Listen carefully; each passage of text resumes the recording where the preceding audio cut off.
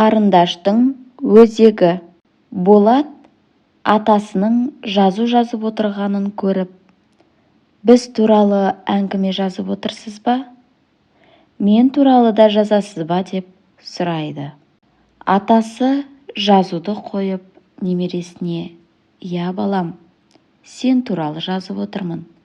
Бірақ қолымдағы қарындашым не жазып жатқанымнан да маңызды» дейді.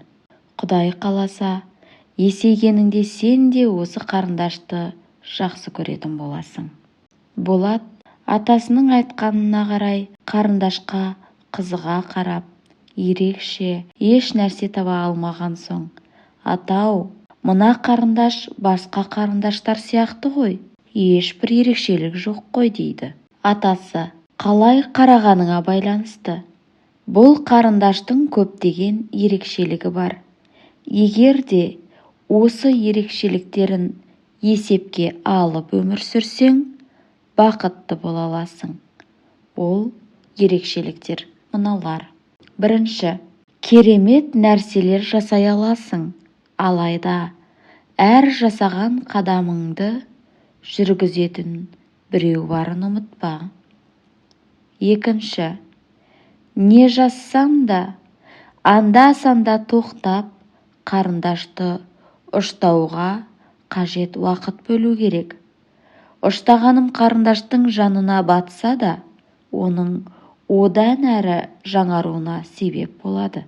Сондықтан кейбір қиындықтарға қарсы шыдамды болуды үйренуің керек.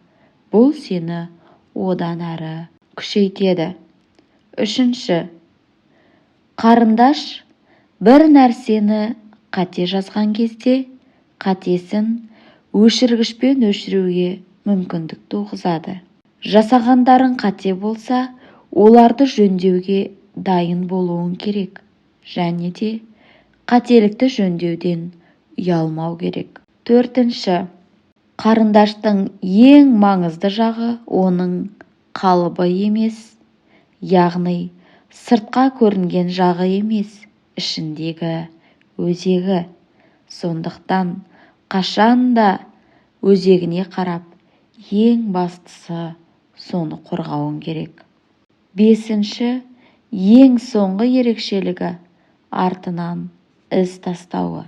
Тура сол сияқты сен де өміріңде жасаған әр әрекетіңнің бір із тастайтынын ұмытпауың керек. Әр қадамыңды абайлап басқаның дұрыс.